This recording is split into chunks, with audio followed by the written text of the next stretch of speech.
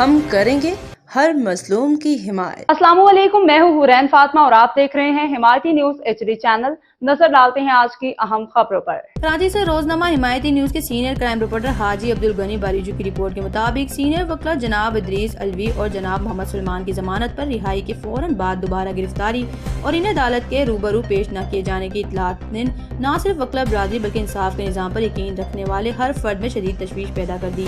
یہ صورتحال آئینی اور قانونی تقاضوں، بنیادی انسانی حقوق اور قانون کی حکمرانی کے حوالے سے سنگین سوالات کو جنم دیتی ہے۔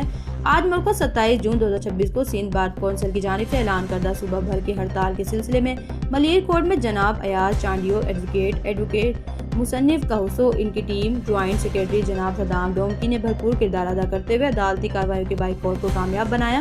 ان کی یہ جدوجہد وکلا برادری کے وقار، آئین کے بالادستی اور قانون کی یکساں نفاذ کے لیے ایک مضبوط اور متحد آواز کی عکاسی ہے۔ ہم وکلا کے خلاف ہر قسم کی ہراسانی، غیر قانونی گرفتاری اور غیر آئینی اقدامات کی بھرپور مذمت کرتے ہیں اور متعلقہ حکام سے مطالبہ کرتے ہیں کہ وہ قانون اور آئین کے تقاضوں کے مطابق فوری اور منصفانہ کارروائی کو یقینی بنائیں۔